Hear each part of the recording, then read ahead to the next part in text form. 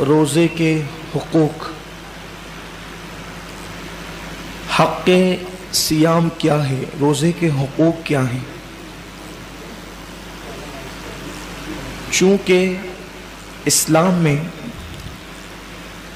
تمام روزوں میں سب سے افضل ترین روزے ماہ رمضان شریف کے ہیں۔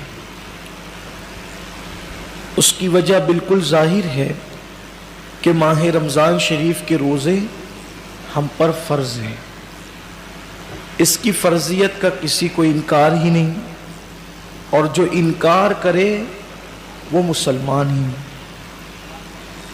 ہر مسلمان چاہے وہ روزے رکھتا ہو یا نہ رکھتا ہو، ہر مسلمان کا یہ عقیدہ ہے کہ ماہ رمضان شریف کے روزے فرض ہیں، اور پھر اس مہینے کی فضیلت بھی بالکل ظاہر ہے کہ اللہ کے حبیب صلی اللہ علیہ وآلہ وسلم نے فرمایا کہ ماہ رمضان کو تمام مہینوں پر ایسی فضیلت ہے جیسی فضیلت مجھے تم سب پر ہے۔ حضور سے بڑھ کر فضیلت والا کوئی نہیں۔ تو بالکل صاف یہ بات ہمیں معلوم ہو رہی ہے کہ ماہ رمضان سے افضل ترین کوئی مہینہ نہیں، بلکہ اس ماہ مبارک کے بارے میں تو یہ بھی کہا گیا کہ یہ مت کہو کہ رمضان آیا اور رمضان چلا گیا، رمضان میں یہ کریں گے، رمضان میں وہ کریں گے، بلکہ یہ کہو کہ ماہ رمضان آیا، ماہ رمضان گیا، رمضان المبارک میں ایسا ہوا۔ یعنی اس کا نام ایسے ہی مت لو کہ رمضان آیا، رمضان، اس کا نام احترام سے لو۔ ماہ رمضان آیا، رمضان المبارک آیا، رمضان کریم آیا، یعنی اس کا ادب اللہ کے حبیب صلی اللہ علیہ وآلہ وسلم نے، صحابہ نے اور امت کے اکابرین نے ہمیں سکھایا۔ اور پھر اس کی وہ پہلی رات جس میں آسمانوں کے دروازے کھلتے ہیں، آپ نے کثرت سے سنا ہے، صرف میں اشارے دے کر اپنے عنوان کی طرف آپ کو لے جانا چاہتا ہوں کہ آسمان کے دروازے کھلتے ہیں، رحمتوں کے دروازے کھلتے ہیں، جنت کے دروازے کھلتے ہیں۔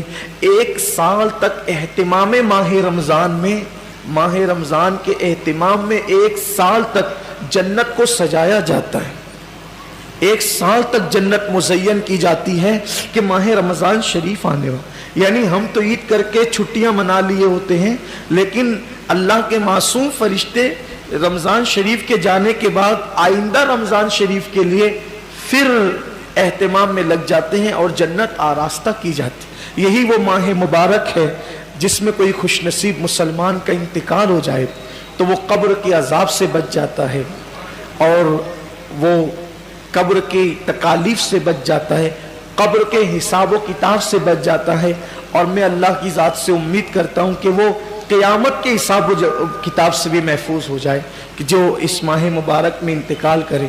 اب بتائیں، جب اس ماہ مبارک کی برکتیں ہیں کہ اگر کوئی نفل پڑھے تو فرض کا ثواب ملے، کوئی فرض پڑھے تو 70 فرائض کے برابر اللہ ثواب عطا فرمائے، اگر کوئی صدقہ 1 روپیہ دے تو 70 روپے اللہ اس کو صدقہ کرنے کا ثواب عطا کرے۔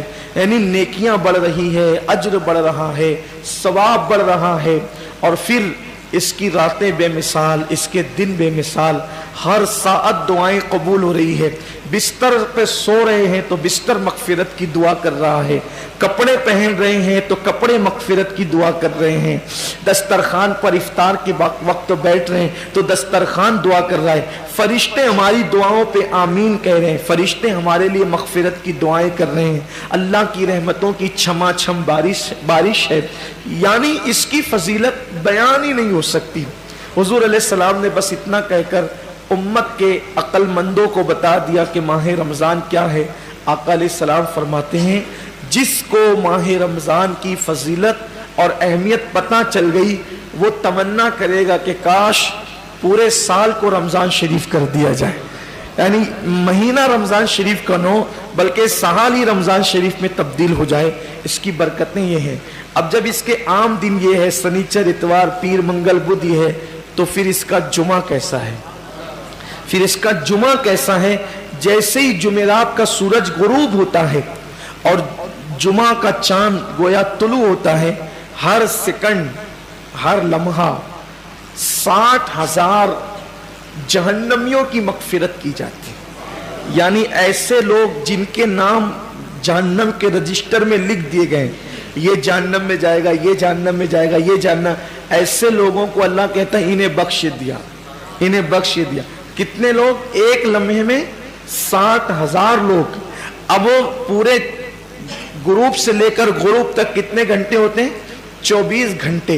अब उसमें हर सेकंड गोया हर लम्हा 60,000 बख्शे जाते हैं। लेकिन जब जुमा का आखिरी सेकंड, आखिरी लम्हा आता है, सूरज ग्रुप का वो आखिरी वक्त आता है, तो अल्लाह ने 24 घंटे, सिर्फ समझाने के लिए कह रहा हूं, अल्लाह ने 23 घंटे 59 सेकंड में अल्लाह ने, हालांकि ये सेकंडों का हिसाब हदीस में नहीं है, लेकिन अपने दौर के हिसाब से समझा रहा हूं, उसमें लम्हात का जिक्र है, सातों का जिक्र है, सिर्फ समझाने के लिए कि अल्लाह ने 23 घंटे 59 सेकंड में, हर सेकंड में 60,000 बख्शा, तो 23 घंटे 59 सेकंड में कितने बख्शा?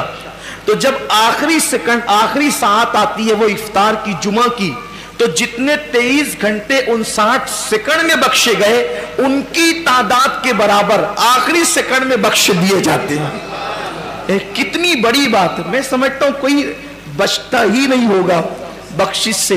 ये वो माह रमजान है, ये वो बरकत वाला महीना है। लेकिन कितने कम नसीब है वो लोग, जो लोग गर्मी का बहाना करके, जो लोग बीमारी का बहाना करके, जो लोग कारोबार का बहाना करके कहते हैं कि मैं रोजा नहीं रख सकता। धूप कितनी है मौलाना, कितनी धूप है, मैं रोजा नहीं रख सकता। गर्मी की शिद्दत कितनी है, मैं रोजा नहीं रख सकता। मैं बीमार हूं। क्या बीमारी है? बुखार आ गया। क्या बीमारी है? पेट में दर्द होता है, भूखा रहता। क्या मसला है? वो गुटके के बगैर जिंदा नहीं रह सकता। इन्ना लिल्लाहि व इन्ना इलैहि राजिऊन। रमजान शरीफ का एक रोजा, अगर किसी का रमजान शरीफ का एक रोजा उसने छोड़ दिया, एक रोजा उसने रमजान शरीफ का छोड़ दिया, उसके बदले में जिंदगी भर रोजे रखे। ये मैं नहीं कह रहा हूं, ये हमारी किताबों में लिखा हुआ है, इस्लामी कुतुब में, अहले सुन्नत की कुतुब में, कुतुब फिक़्ह में, कुतुब अहादीस में लिखा हुआ है कि जिसने माह रमजान शरीफ का एक रोजा छोड़ दिया, फिर अब पूरी जिंदगी रोजे रखता रहा उसके बदले में, तो जो फजीलत रमजान शरीफ में एक रोजा रखने की थी, पूरी जिंदगी के रोजे रख कर भी उस एक रोजे की फजीलत को नहीं पा सकता। एक रोजे की फजीलत को, जिंदगी भर के रोजे, भाई वो कफारा, कज़ा, ये तो सब फिक़ही एतबार से अदा हो गया उसके बदले, लेकिन फजीलत की बात हो रही है कि उसकी फजीलत जो माह रमजान शरीफ के रोजे की है वो नहीं पा सकता, जिंदगी भर रख ले। और फिर उनके जबड़े जो आग की कैंची से काटे जाएंगे जिन्होंने रोजे नहीं रखे होंगे। बड़ा दर्दनाक अजाब है जिन्होंने रोजे नहीं रखे होंगे। ये गर्मी का बहाना कुछ नहीं, ये सब लंगड़े लूले बहाने, बीमारी का बहाना कुछ नहीं, कोई बीमारी नहीं। डॉक्टर सही कह रहा है या अल्लाह के रसूल का फरमान सही है? सरकार अबदकरार सल्लल्लाहु अलैहि वसल्लम फरमाते हैं, रोजा रखो सेहतमंद हो जाओगे। यानी रोजे में बीमारी नहीं है, रोजे में शिफा है, रोजे में शिफा है। आप देखें अक्सर बीमारियों में डॉक्टर कहता है कि खाने से परहेज करो, कम खाओ, बीमार हो तो इसको अनाज मत दो। बहुत सारी बीमारियां जिसमें कहते हैं अनाज मत दो। रोजे में क्या है? भूखा ही तो रखा जा रहा है, प्यासा ही तो भूखा और प्यासा रहने से कोई मरता नहीं, बीमारी बढ़ती नहीं, बल्कि बीमारी कंट्रोल होती है। बल्कि अल्लाह अज़्ज़ा व जल ने इंसान के जिस्म में ऐसी चीजें पैदा की है कि जब वो भूखा रहता है, सिर्फ भूखा रहता है, तो भूख के वक्त तो वो कुछ मखसूस मादे निकलते हैं जो इंसान की सेहत के लिए बेपनाह मुफीद है और उससे कोई बीमारी नहीं। मुझे अच्छी तरह याद है, मेरी वालदा का ऑपरेशन था मालेगांव के खड्डी के गैर मुस्लिम डॉक्टर के यहाँ, नाम भी ले सकता हूँ लेकिन छोड़ता हूँ उसको, तो उसके यहाँ। तो मैं जब ऑपरेशन का बिल पेड करने के लिए गया तो उसने मुझे जब वो चाय पेश की تو میں نے سوچا کہ کہیں اس کا دل نہ دکھ جائے، تو مجھے کہنا پڑا کہ میں روزے سے ہوں۔ وہ کہا کہ رمضان شروع ہو گیا۔ میں نے کہا یہ رمضان کے روزے نہیں ہیں، یہ 13، 14 اور 15 مہینے کے جو 3 روزے ہمارے نبی پروفٹ محمد صلی اللہ علیہ وآلہ وسلم رکھا کرتے تھے، تو ہم لوگ بھی رکھتے، تو سب تو نہیں رکھتے۔ میں نے سب نہیں رکھتے کیونکہ وہ ضروری بھی نہیں ہے، فرض و واجب نہیں ہے رمضان شریف کی طرح، لیکن یہ سنت ہے، اور یہ ایسی سنت ہے کہ سفر میں بھی حضور علیہ السلام اس کو نہیں چھوڑتے تھے۔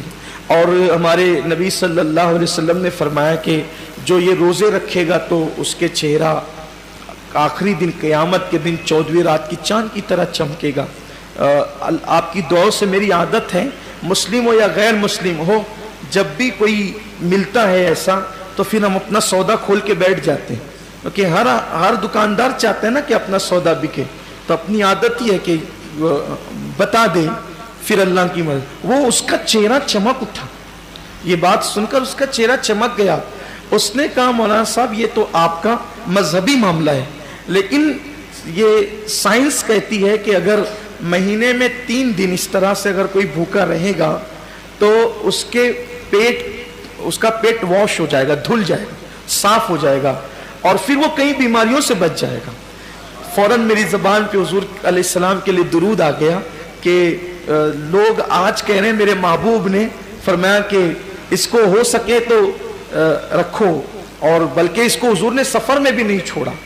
تو روزے کہنے کا مطلب یہ ہے، اللہ تعالیٰ ہم سب کو ریاکاری سے محفوظ رکھے۔ صرف ترغیب کے لیے میں نے عرض کیا کہ آج روزے پر تحقیق ہو رہی ہے، ریسرچ ہو رہی ہے کہ روزہ رکھنے سے بیماری نہیں بڑھتی بلکہ شفا ملتی ہے۔ ہاں ایسا بیمار، واقعی ایسا بیمار جس کی بیماری اس درجے کو پہنچ گئی ہو کہ مسلم متشرع ڈاکٹرز کئی ایک مل کر یہ کہتے ہیں کہ روزہ آپ نہ رکھیں، کہیں ایک نہیں بلکہ کہیں ایک کہتے ہیں، تو تب اس کے لیے علماء نے ہمارے اجازت دی، وہ الگ بات ہے۔ لیکن یہ چھوٹی موٹی بیماریاں کہ سر درد ہو رہا ہے، پیٹ درد ہو رہا ہے، بخار آ گیا ہے، ایکسیڈنٹ ہو گیا، پیر میں چوٹ آ گئی ہے، ہاتھ ٹوٹ گیا ہے، ان بیماریوں کے اندر روزہ کیسے چھوڑے؟ روزہ کیونکہ روزہ اتنی آسانی سے، جو روزے کی برکت جانتا ہے نا، جو روزے کی فضیلت جانتا ہے، اللہ کے حبیب صلی اللہ علیہ وآلہ وسلم نے فرمایا کہ اللہ کا فرمان ہے کہ روزہ میرے لیے ہے، روزہ میرے لیے ہے، اور اللہ فرماتا ہے میں ہی اس کی جزا ہوں۔ روزہ میرے، یعنی ہر عمل کی جزا جنت ہو سکتی ہے، ہر عمل کی جزا جنت ہو سکتی ہے، روزے کی جزا ذات